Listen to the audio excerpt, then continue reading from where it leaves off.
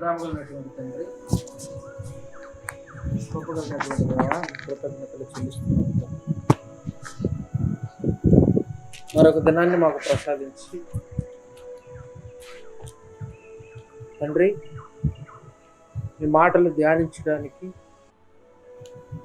మీ మనసులోని లోతులను, మీ ఉద్దేశాలను మీరు తెలుసుకున్నటకు తండ్రి, మేమందరం కూడా మీ సన్నిధిలో చేరి ఉండగా మీ మనసును అర్థం చేసుకొని మిమ్మల్ని ఆనంద పెట్టేటటువంటి బిడ్డలుగా మేము ఉండడానికి అందుకు కావలసినటువంటి జ్ఞానాన్ని మాకు ప్రసాదించమని క్రీస్తు పేరట ప్రార్థన సమర్పిస్తున్నాను తండ్రి. ఆమేన్. సామెతల గ్రంథం 16వ అధ్యాయము 4వ వచనం, మూడో వచనం పైన, యెహోవా ఆత్మ వలన పరిశోధించును, నీ పనుల భారము యెహోవా మీద నుంచుము, అప్పుడు నీ ఉద్దేశములు సఫలమగును. యెహోవా ప్రతి వస్తువును దాని పని నిమిత్తము కలుగజేసెను. ఇక్కడ ఎప్పుడు మనం చదువుకునేటటువంటి మాట, ఇది అందరికి తెలిసినటువంటి మాట. ఇది తెలియనటువంటి వాళ్ళు ఎవరు ఉండరు. మ్యాక్సిమం సంఘాల్లో ఉన్నటువంటి వాళ్ళు, డైలీ బైబిల్ చదివేటటువంటి వాళ్ళు, వీళ్ళందరికి కూడా ఈ వచనం తెలిసినటువంటి వచనమే. ప్రతి వస్తువుకి, అంటే దేవుడు చేసినటువంటి వస్తువుకి పని ఉంటుందని చెప్తున్నాడు. అలాగే మనం చేసినటువంటి వస్తువులు కూడా పని ఉంటుంది. అంటే వస్తువులకి పని ఉంది, జంతువులకి పని ఉంది, పక్షులకి పని ఉంది, మనుషులకు కూడా పని ఉంది. అంటే వస్తువులకే పని ఉన్నప్పుడు మనుషులకు ఉండదా? ఖచ్చితంగా ఉంటుంది. ఇక్కడ ఈ పాయింట్ మనం కొంచెం లోతులోకి వెళ్ళి ఆలోచించాం. ప్రతి వస్తువుకి పని ఉంది, అవునా? ఆ పనికి తగినటువంటి ఫలితం కూడా ఉంది, అంతేనా? పని ఉన్నప్పుడు పనికి తగ్గ ఫలితం ఉండదా? ఈ ఫలితం అనేటటువంటిది పని చేసినప్పుడు ఫలితం అనేది పదవుల రూపంలో ఉండొచ్చు, డబ్బుల రూపంలో ఉండొచ్చు, ఇలా రకరకాలుగా ఫలితం అనేది ఉంటుంది. అంటే చేసినటువంటి పనికి ఫలితం అనేది పదవుల రూపంలో ఉంటుంది, చేసిన పనికి ఫలితం అనేది డబ్బులు రావచ్చు, చేసిన పనికి చావు కూడా రావచ్చు, మరణం కూడా రావచ్చు. అంటే దీని లోతుల్లోకి వెళ్ళి కనుక మనం ఇంకా ఆలోచన చేయగలిగితే, ఈ పని దగ్గరకు వచ్చేసరికి దీన్ని ఇంకా బాగా విడగొట్టి మనం ఆలోచించాం అనుకో, ఈ ఫలితం అనేది రకరకాలుగా ఉంటుంది. ఎలాగంటే గంటకెంత, రోజుకెంత, నెలకెంత, సంవత్సరానికి ఎంత. అంటే ఇక్కడ ఈ ప్రతిఫలం ఏంటి అనేటటువంటిది మనం ఆలోచన చేయగలిగితే, ఇందులో మరలా రెండు కోణాలు మనకు కనపడతా ఉంటాయి. ప్రతిఫలం అనేది పనులు రెండు రకాలుగా ఉన్నాయి. అది మంచి పనులైనా చెడ్డ పనులైనా. అంటే వాని క్రియల చొప్పున ప్రతిఫలము పొందుతారు. ఆ చేసేటటువంటి పనికి ప్రతిఫలం అనేది ఒకటే, పదం ఒకటిగానే వినపడుతుంది. మనకి పదం ఒకటిగానే వినపడుతుంది.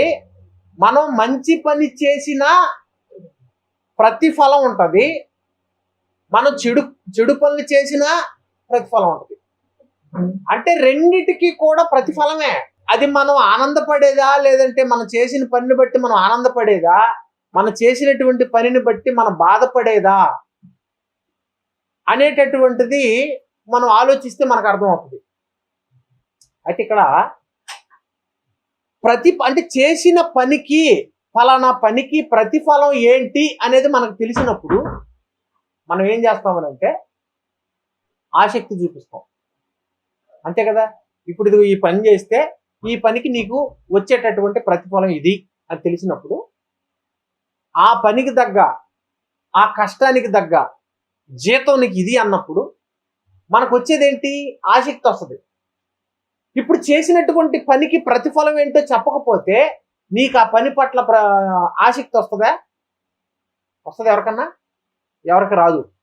ఇప్పుడు పని ఉంది, ఆ పని నీకు ఇచ్చినప్పుడు నెక్స్ట్ నువ్వు అడిగే క్వశ్చన్ ఏంటి? ఇది చేస్తే నాకేంటి? ఈ పని నేను చేస్తాను, నువ్వు పని చెప్పే బాగానే ఉంది, నువ్వు నా పని ఇస్తానంటున్నావు బాగానే ఉంది, అయితే ఈ పని నేను చేస్తే నాకు వచ్చే లాభం ఏంటి? అదే కదా లాభం, ప్రతిఫలం ఏంటి? నెక్స్ట్ అడిగేటటువంటి క్వశ్చన్ అదే. ఇదిగో నువ్వు ఈ పని చేస్తే ఈ పనికి తగ్గ ఇదిగో నేను ఇంత ఇస్తాను అని అన్నప్పుడు నువ్వు దాన్ని సాటిస్ఫై అవుతావు. పని చూపించినప్పుడు పని ఏంటి అని అడిగినప్పుడు ఇదిగో పనిది అని చూపించినప్పుడు ఆ పని నువ్వు ఎంతవరకు చేయగలవు,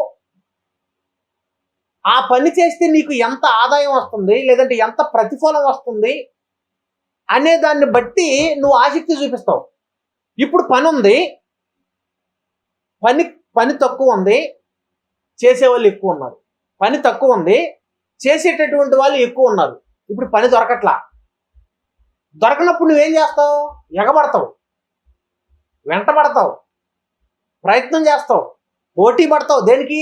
పని తక్కువ ఉంది, చేసేవాళ్ళు ఎక్కువ ఉన్నారు. కానీ ఆ పని చేయకపోతే నీకు ప్రతిఫలం దొరకదు. ప్రతిఫలం దొరకకపోతే నువ్వు బ్రతకలేవు. కాబట్టి ఇక్కడ మనం ఏం చేస్తామంటే పని తక్కువ ఉన్నప్పటికీ చేసేవాళ్ళు ఎక్కువ ఉన్నప్పటికీ పోటీ పడతాం. అప్పుడు నీకు గంటకి ఇంత అని అన్నప్పుడు అది తక్కువైనా సరే నువ్వు తక్కువ ఎక్కువైనా చూడవు. అక్కడ మనకి పని లేదు, మనకి పని లేదు కాబట్టి తక్కువైనా సరే ఆ పని చెయ్యవలసినటువంటి నీడు నాకుంది కాబట్టి ఇప్పుడు నేను పోటీ పడతా అని పోటీ పడి వేరే వాళ్ళు చేయవలసినటువంటి పనిని కూడా అవసరమైతే మనం లాక్కొని చేయటానికైనా సరే వెనకాడం. మనకి పని లేనప్పుడు ఒకవేళ ఆ పని వేరే వాళ్ళకి వెళుతున్నా సరే లంచం ఇచ్చేనే సరే, దానికోసం ఎంత ఖర్చు చేసేనా సరే ఆ పనిని మనం తెచ్చుకోవడానికి చాలా కష్టపడతాం, చాలా ఆసక్తి చూపిస్తాం. ఇదంతా బాగా అర్థమవుతుంది. ఓకే, ఇదంతా బాగా అర్థమవుతుంది కదా. అంటే పని ఉంది, అది మంచి పని చెడ్డ పని అనేది కొద్దిసేపు పక్కన పెట్టండి. పని ఉంది, ఆ పని చేస్తే నీకు ప్రతిఫలం ఇది అని తెలిసింది. తెలిసినప్పుడు పని తక్కువ ఉంది, చేసేవాళ్ళు ఎక్కువ ఉన్నారు. అప్పుడు నువ్వు ఆ పనిని చేయటానికి, ఆ పని చేయకపోతే నీకు ఆధారం లేదు, ఆ పని నువ్వు చేయకపోతే నీకు బ్రతుకు లేదు అని అన్నప్పుడు ఎంత కష్టమైనా సరే, ఎంత బాధ అయినా సరే ఆ పనిని నువ్వు చేయటానికి పోటీ పడి మరీ చేస్తావు. ఇది బయట. ఆ పని చేసేటప్పుడు నువ్వేమన్నా తిట్టుకోవడం కానీ లేదంటే సనుక్కోవడం కానీ ఇలాంటివి ఏమన్నా చేస్తావా? బయట లేక దొరికింది నీకు పని. పని దొరికినప్పుడు ఆ పని చేయకపోతే నాకు జరగదు అని ఇష్టపడి కష్టపడి ఎంతో శ్రద్ధతో ఆ పని మనం చేయటానికి ఇష్టపడతాం. అవునా కదా? ఇది మీకు బాగా అర్థమైతే ఇక్కడ 2 పనులు ఉన్నాయి. ఒకటి మంచి పని, ఒకటి చెడ్డ పని. వాని క్రియల చొప్పున అవి మంచివైనను సరే చెడ్డవైనను సరే అనేది ఒకటి ఉంది. ఇప్పుడు లోకంలో మనం చేసేటటువంటి పనులన్నీ ఈ జానుడి పొట్టకు అన్నం పెడతాయి. అవునా? దీనికోసం మనం పని దొరకకపోయినా సరే దొరికేలా చేసుకొని సనుక్కోకుండా గొనుక్కోకుండా మన సమయాన్ని వెచ్చించి మనం ఆ పని చేయడానికి ఇష్టపడతాం. పోటీ పడి మరీ ఆ పని చేయడానికి ఇష్టపడతాం.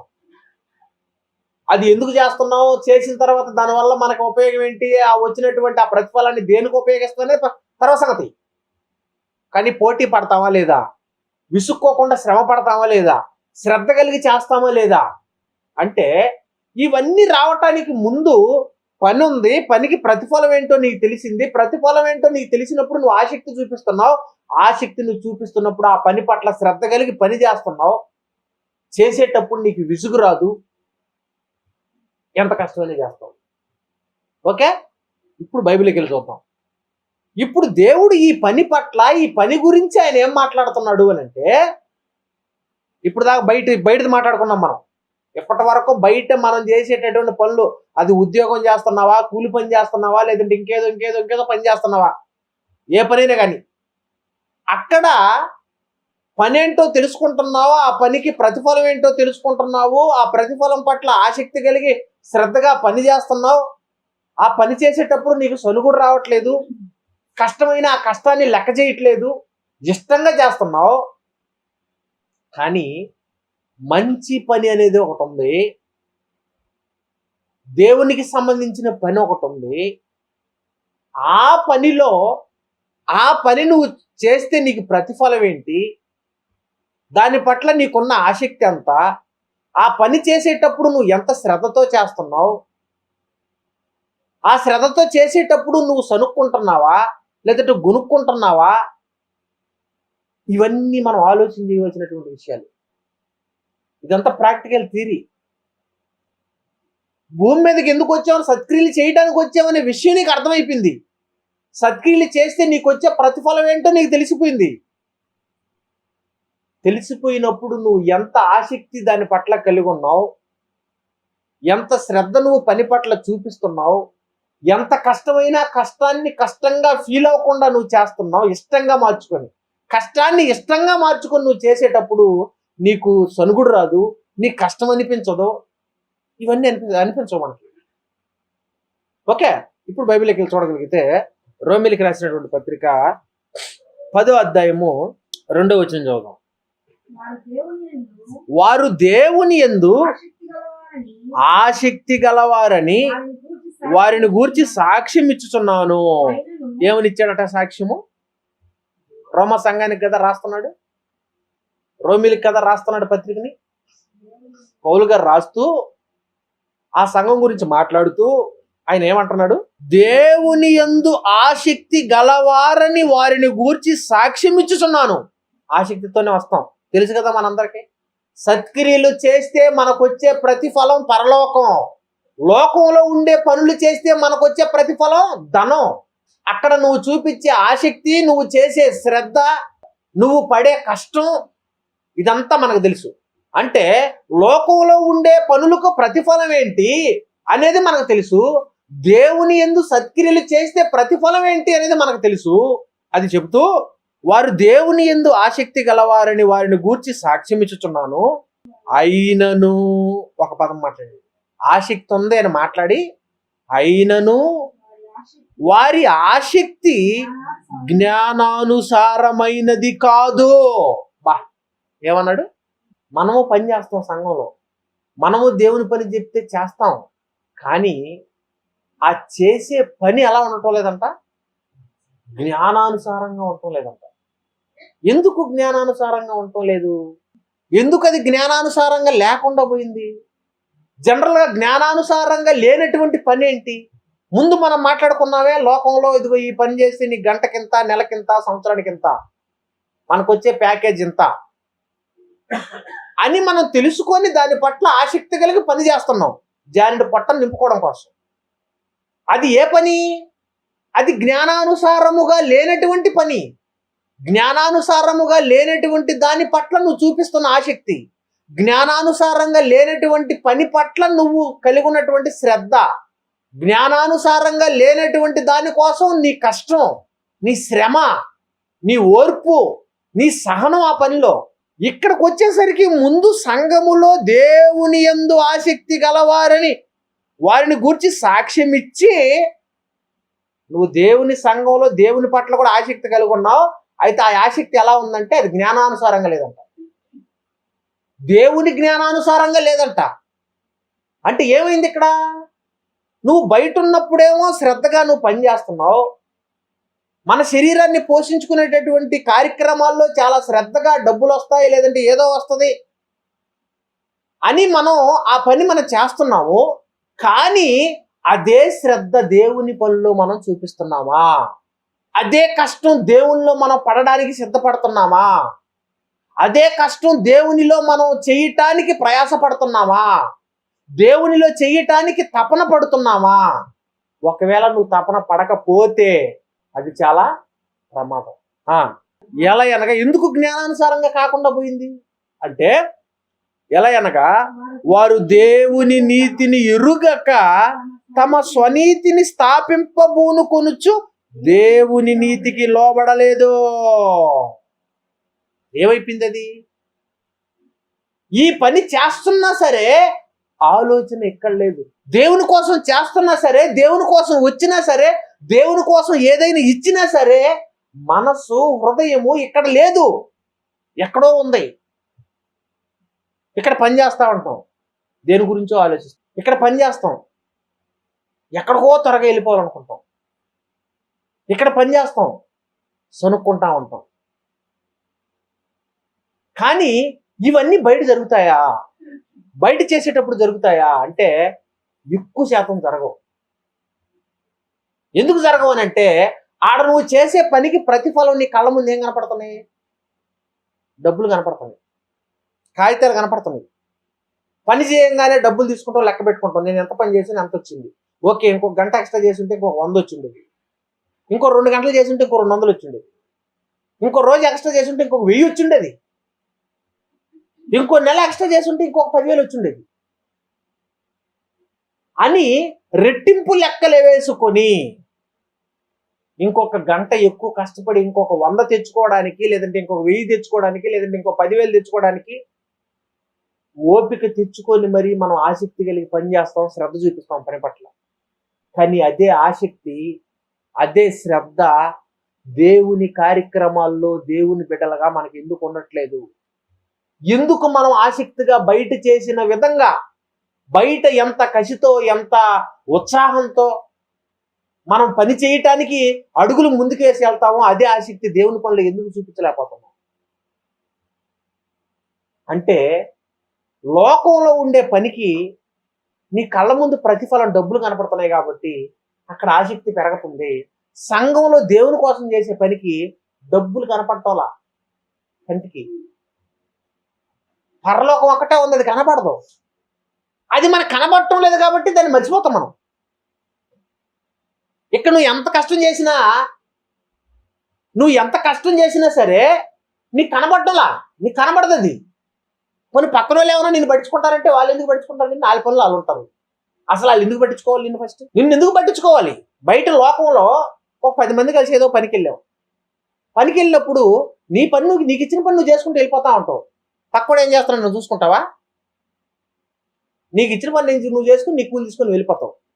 పని చేసేటప్పుడు పక్క వాళ్ళు నన్ను పట్టించుకోవట్లేదు, పక్క వాళ్ళు నన్ను పొగడట్లేదు, పక్క వాళ్ళు నన్ను బాగా చూడట్లేదు, పక్క వాళ్ళు నన్ను బాగా టాపులో ఉంచట్లేదు. ఎందుకు ఉంచాలి? ఆడు పని చేస్తున్నాడు, ఆడికి జీతం వస్తుంది, నువ్వు పని చేస్తున్నావు, నీకు జీతం వస్తుంది. నిన్ను ఎందుకు పట్టించుకోవాలి? మనం ప్రోత్సహించుకోవాలి దేవుని పనులు, అది వేరే విషయం. Condition base. కొత్తగా వచ్చినప్పుడు ఎంకరేజ్మెంట్ అనేది ఉంటుంది, అది ఓకే. కానీ ఎంకరేజ్మెంట్ అనేది నీకు ప్రతిసారి నీకు ఉంటుంది. ఎంకరేజ్మెంట్ అంటే ఉండదు సంఘంలో. వచ్చిన కొత్తల్లో ఏదో ఆసక్తి కలిగి చిన్నగా అడుగు వేసుకుంటూ నెమ్మదిగా దేవుడి పని చేయడానికి ప్రారంభించావు. అప్పుడు నిన్ను ఎంకరేజ్ చేశారు. ఇంక నువ్వు గట్టినైపోయి దేవుడి పని చేసుకుంటా పోతున్నావు. ఇంక నువ్వు పని చేసిన ప్రతిసారి నిన్ను ఎంకరేజ్ చేసుకుంటా కూర్చోలేరు ఎవరు కూడా. నిన్ను ఇంక ప్రతిసారి నీకు సాల్వాలు కప్పలేరు, ప్రతిసారి నీకు మాలలేరు. కానీ నీకు మాల వేసేది, నీకు సాల్వా కప్పేది, నిన్ను పొగిడేది, నిన్ను టాపులో పెట్టుకునేది ఎవరయ్యారంటే నీకు ప్రతిఫలం ఇచ్చాయని పెట్టుకుంటాడు. లోకంలో నువ్వు ఎంత బాగా కష్టం చేసి పని చేసినా నువ్వు చేసే పని చూసి ఇంకొక 100 ఎక్స్ట్రా ఇస్తాడు యజమాని.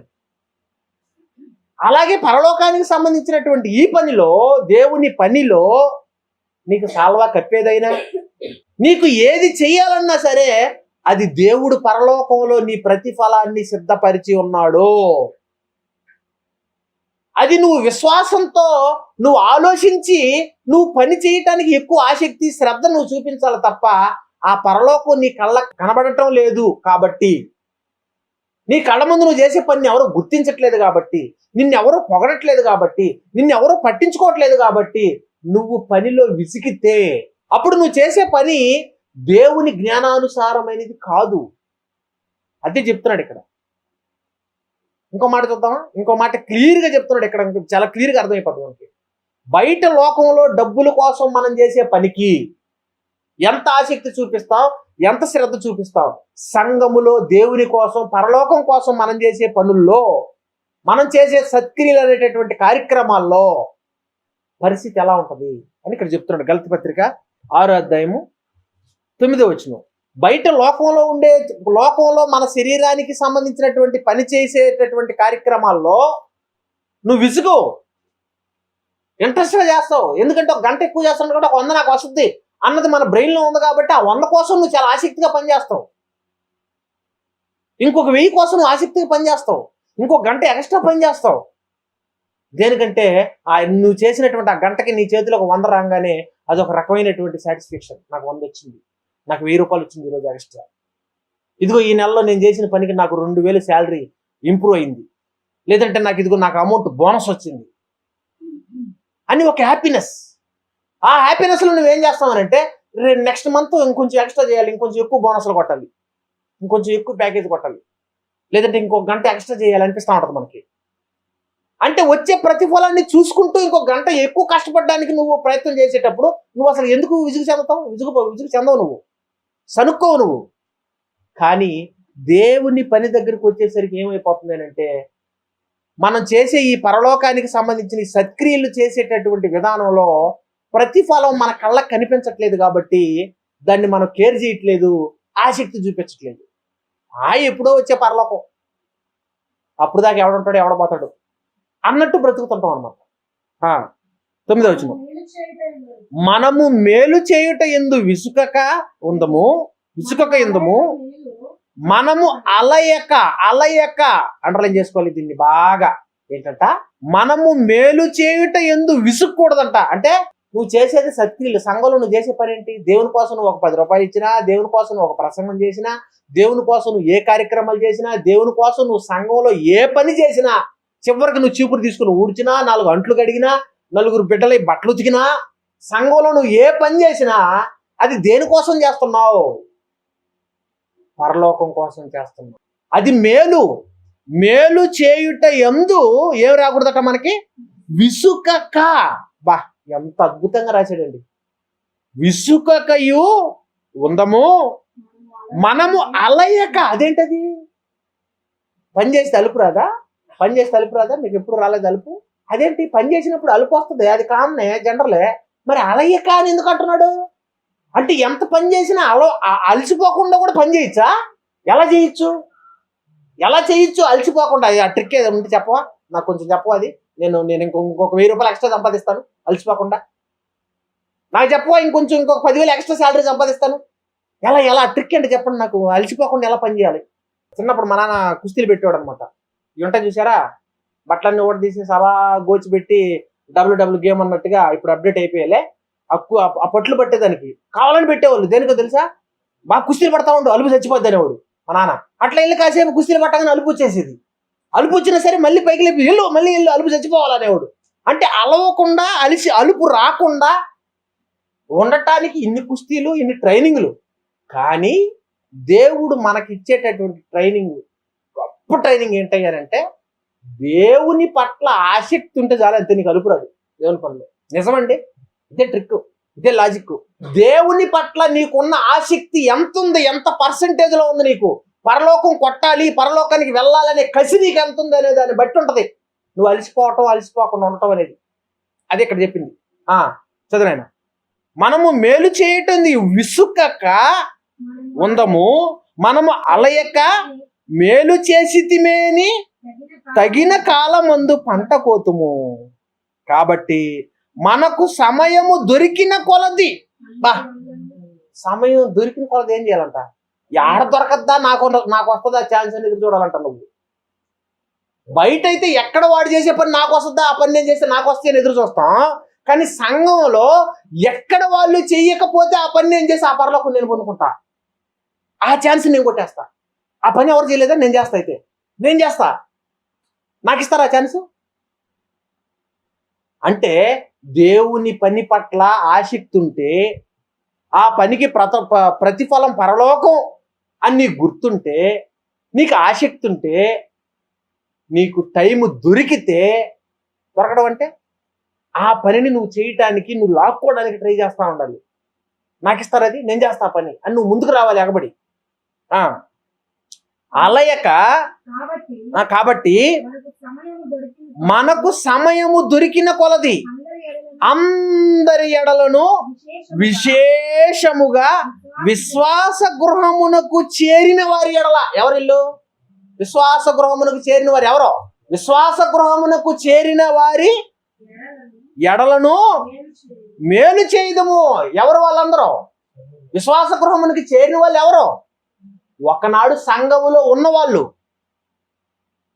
ఒకనాడు యేసుక్రీస్తు స్థాపించినటువంటి సంఘములో ఉన్నటువంటి వాళ్ళు అలయక పనిచేశారు, ప్రాణాలు విడిచిపెట్టారు, పరలోకాన్ని పొందుకున్నారు, విశ్రాంతిని పొందుకున్నారు. ఇక్కడ అలయకుండా పనిచేశారు, ఇక్కడ అలసిపోకుండా పనిచేశారు. తర్వాత విశ్రాంతి తీసుకున్నారు. అంటే ఇప్పుడు విశ్వాస గృహమునకు చేరిన వారు, అది వాళ్ళు అవ్వచ్చు, నెక్స్ట్ సంఘంలోకి కొత్తగా వచ్చినటువంటి వాళ్ళు అవ్వచ్చు, ఇంకా రాబోయేటటువంటి వాళ్ళు అవ్వచ్చు, టోటల్గా అనేక మందిని యేసుక్రీస్తుని విశ్వసించడానికి లేదా విశ్వసించినటువంటి వారి కొరకు మనము చేసేటటువంటి సత్క్రియలు, సంఘము ద్వారా జరిగేటటువంటి కార్యక్రమాలు, ఆ కార్యక్రమాల పట్ల చేరిన వారి ఎడల మేలు చేయుదము. చచ్చిపోయిన వాళ్ళ కోసం మనం చేసేది ఏముంది? విశ్వాస గృహమునకు చేరినవాడు అంటే వాళ్ళు మనకి ఇన్స్పిరేషను, ముందున్నటువంటి పితరులు మనకి ఇన్స్పిరేషను. ఇప్పుడు సంఘంలోకి రావడానికి చాలా మంది సిద్ధపడుతున్నారు, చాలా మంది వాక్యాన్ని వింటున్నారు, చాలా మంది కొత్తగా దేవునిలోకి వస్తున్నారు. వాళ్ళ కోసం మనం సత్క్రియలు చెయ్యటానికి మనం అడుగులు ముందుకు వేయాలి. మనకు ఆసక్తి ఉంటే ఏం రాదు, మనకి విసుగు రాదు, చిరాకు రాదు. మనకి చిరాకు వస్తుంది, విసుగు వస్తుంది అని అంటే దాన్ని మనం ఆలోచించట్లా, ఎక్కడో వదిలేస్తున్నాం, ఎక్కడో పెడుతున్నాం బ్రెయిన్. కనుక ప్రేమైనటువంటి వాళ్ళ ఎంత లోతైనటువంటి అర్థాలు ఉన్నాయో చూడండి ఇక్కడ మనం ఆలోచన చేయగలిగితే. ఇవన్నీ మనం చేస్తున్నామో ఒకసారి పరిశీలించుకోండి అందరూ ఒక్కరొక్కరు. దేవుని పట్ల నేను అలసిపోకుండా నేను ఏ రోజైనా పని చేశానా? ఏ రోజైనా సనుక్కోకుండా గునుక్కోకుండా చేశానా? ఏ రోజైనా నేను ఆసక్తి కలిగి పక్కన మిగిలినటువంటి పనులు కూడా విడిచిపెట్టి ఈ పని అయిపోయేంత వరకు నేను ఇక్కడ ఉండి చేసి వెళ్ళానా లేదా? ఇలా చెక్ చేసుకుంటే ఒక్కొక్కరు ఇండివిజువల్గా. ఒకవేళ అలా లేకపోతే మనం అలా మారాలి ప్రేమైనటువంటి. విసుగు రాకూడదు మనకి. ఆసక్తి ఉంటే విసుగు రాదు. అవసరమైతే పని చేసి చేసి అలసిపోయి ఆడే పడిపో, కోమాలకి వెళ్ళి ఆడే పడిపోయి ఇంకా ప్రాణం పోతుందా చేసి చేసి చేసి చచ్చిపో అవసరమైతే దేవుని పనిలో, తప్పు లేదు. కానీ ఏం మాత్రం సనిగినా గొనిగినా అశ్రద్ధగా పని చేసినా చాలా ప్రమాదం ప్రేమైనటువంటి వాళ్ళ. ఒకనాడు ఇశ్రాయేలు చేసిన పని అదే, శనిగారంట. ఒకసారి చూద్దాం అన్నమాట. కొరంథీయులకు రాసినటువంటి మొదటి పత్రిక. ఎలాంటి పరిస్థితుల్లో నుంచి తీసుకొచ్చాడు ఇశ్రాయేలీయుల దేవుడు? సుమారుగా 430-450 సంవత్సరాలు నిప్పుల కొలిమిలో గొడ్డు చాకిరి చేసినటువంటి ఇశ్రాయేలీయుల్ని దేవుడు ఇనప కొలిమిలో నుంచి రక్షించినట్టుగా రక్షించి తీసుకొని వచ్చి వాళ్ళకు ఒక మంచి భూభాగాన్ని, సారవంతమైనటువంటి నేలను వాళ్ళకి ఇవ్వటానికి దేవుడు ఇష్టపడి వాళ్ళని బయటికి తీసుకొని వస్తే, రక్షించి విలువలు మరిచి దేవుని ప్రేమను మర్చిపోయి దేవుడు చేసిన మేళ్ళని మర్చిపోయి ఏం మాట్లాడుతున్నారో తెలుసు వాళ్ళు. కొరంథీయులకు రాసినటువంటి మొదటి పత్రిక 10వ అధ్యాయం 10వ వచనం. మీరు సనగకుడి, వారిలో కొందరు సనిగి సంహారకుని చేత నశించిరి. ఈ సంగతులు దృష్టాంతములుగా వారికి సంభవించి యుగాంతమందున మనకు బుద్ధి కలుగుటకై వ్రాయబడినో. ఏం సనిగారాళ్ళు? మాకు ఐగుప్తుల్లో సమాధులు లేవని, ఈజిప్ట్లో మాకు సమాధులు లేవని మమ్మల్ని చంపడానికి అరణ్యంలో తీసుకోవచ్చు. నీళ్లు లేవని ఒక సనుగుడు, తినడానికి మొక్క లేదని ఒక సనుగుడు. ఎన్ని సనుగుళ్ళండి వీళ్ళ ఇజ్రాయేలీవి. ఈరోజు మనం కూడా అలా సనుగుతున్నామా? దేవుని కార్యక్రమాల్లోకి వచ్చినప్పుడు, దేవుని పనుల్లో మనం ఉన్నప్పుడు, ఒకవేళ ఆకలి వేసినప్పుడు ఏమన్నా సనుగుతున్నామా? పని చేసేటప్పుడు ఏమన్నా సనుక్కుంటున్నామా? లేదంటే ఇంకేదో మనకు అనుకునేది జరగలేదని సనుక్కుంటున్నాం? ఎక్కడ? సంఘంలో. ఒకవేళ అలా గనుక మనం సనిగితే, మనం గనుక విసిగితే దేవుని పని పట్ల నీకు ఆసక్తి లేనట్టే. మంచి కార్యక్రమాలకు వచ్చే ప్రతిఫలమైనటువంటి పరలోకం నీకు అర్థం కానట్టే. ఒకవేళ ఇలాంటి కార్యక్రమాల్లో మనం ఉంటే ప్రేమైనటువంటి వాళ్ళ, దయచేసి ప్రతి ఒక్కరు బయటికి రండి. ఎందుకంటే చాలా ప్రమాదం అది. బయట ఉన్నటువంటి పని పట్ల, లోకంలో మనకు డబ్బులు వచ్చే పని కార్యక్రమాల పట్ల మనం ఆసక్తి చూపించకపోయినా పర్వాలేదు, కానీ దేవుని కార్యక్రమాల్లో ఆసక్తి చూపించకపోతే, శ్రద్ధగా దేవుని పనులు మనం చేయకపోతే చాలా ప్రమాదకరం. అరణ్యంలో రాలిపోయారట, లక్షల మంది రాలిపోయారు. కేవలం దేనికి? సనిగినందుకే రాలిపోతారా అంటే రాలిపోతారు. ఆ రోజు వాళ్ళు అరణ్యంలో రాలిపోయారు, మనం కూడా ఏదో ఒక రోజు రాలిపోతాం. ఆ రాలిపోయేటప్పుడు సనుక్కొని రాలిపోయాం అనుకో, ప్రతిఫలం ఉంటది, కానీ పరలోకంలో కాదు, పాతాళంలో. దేవుని కార్యక్రమాల్లో మనం సనుక్కున్నా, విసుక్కున్నా, శ్రద్ధ చూపించకపోయినా, ఆసక్తిగా మనం ఆ కార్యక్రమాలు చేయకపోయినా ఒకరోజు చచ్చిపోతాం ఖచ్చితంగా. ఆ రోజు మనకు వచ్చే ప్రతిఫలం ఏంటయ్యాలంటే పరలోకం కాదు, పాతాళం. దీన్ని ప్రతి ఒక్కరు గుర్తుపెట్టుకొని ప్రేమైనటువంటి వాళ్ళరా, జాగ్రత్తగా ఇక మీదట దేవుని కోసం, దేవుని కార్యక్రమాల్లో ఆసక్తి చూపిస్తారనే, అలా మనం బ్రతుకుతామనే దేవుడు ఈరోజు రాత్రి మనకు ఒక మంచి అద్భుతమైనటువంటి విషయాలు మనకు నేర్పించారు. ఎవరు చెబుతారండి ఈ విషయాలు మనకి? బయట లోకంలో ఎవరైనా చెప్తారా? స్కూళ్ళల్లో ఎవరైనా చెప్తారా? కుటుంబాల్లో ఎవరైనా చెప్తారా? తల్లిదండ్రులు ఎవరైనా మనకు నేర్పిస్తారా? బంధువులు ఎవరైనా చెప్తారా? ఫ్రెండ్స్ ఎవరైనా చెప్తారా? మనతో ఉన్న భార్య చెప్తుందా? మనతో ఉన్న భర్త చెప్తాడా? మనతో ఉన్న పిల్లలు చెప్తారు? ఎవరు చెబుతారు మనకి ఈ మాటలు? కేవలం మనల్ని కన్నటువంటి కన్న తండ్రి అయినటువంటి దేవుడు మాత్రం ఇలాంటి విషయాలు తన పిల్లలైనటువంటి మనకు చెప్పగలరు. కాబట్టి ఆయన మాటలను మనం త్రోసివేయకుండా, ఆ మాటలకు లోబడి, ఆయన చెప్పే పని పట్ల ఆసక్తి చూపించి శ్రద్ధగా పనిచేసి బ్రతికితే ప్రతిఫలం మనకి పరలోకమే. ప్రార్థన చేసుకుందాం. ప్రార్థన. ప్రేమ కలిగినటువంటి తండ్రి, కృపగలిగినటువంటి దేవా, మీ కృతజ్ఞతలు చెల్లిస్తున్నాం తండ్రి. అద్భుతమైనటువంటి విషయాలు తండ్రి మరొకసారి మాకు జ్ఞాపకం చేశారు. కృతజ్ఞతలు. నిజమే తండ్రి, లోకములో ధనాన్ని సంపాదించడం కోసం అవసరమైతే ఎన్ని గంటలైనా ఎన్ని రోజులైనా అలసిపోకుండా విసుక్కోకుండా తండ్రి శ్రద్ధతో పని చేస్తాం. కానీ ఎందుకో మీ పని దగ్గరకు వచ్చేసరికి మాత్రం తండ్రి బలహీనలం అయిపోతున్నాం, శ్రద్ధ చూపించలేకపోతున్నాం, మీ కొరకు చేయటానికి అడుగులు వేయలేకపోతున్నాం తండ్రి. మమ్మల్ని క్షమించండి. ఈ మాటలు విన్నటువంటి మేము ఇక మీదటైనా మీ పని పట్ల ఆసక్తితో శ్రద్ధతో మీ పని చేసి ప్రతిఫలంగా తండ్రి పరలోకాన్ని పొందుకునేటటువంటి బిడ్డలుగా, జ్ఞానవంతులుగా మమ్మల్ని అందరినీ తీర్చిదిద్దమని, అటువైపు అడుగులు వేయడానికి సహాయాన్ని దయచేయమని, ఇంత గొప్ప మాటలు మాకు తెలియపరిచినందుకు మరొకసారి తండ్రి మీ కృతజ్ఞతలు చెల్లిస్తూ క్రీస్తు పేరట ప్రార్థన సమర్పిస్తున్నాను తండ్రి. ఆమేన్.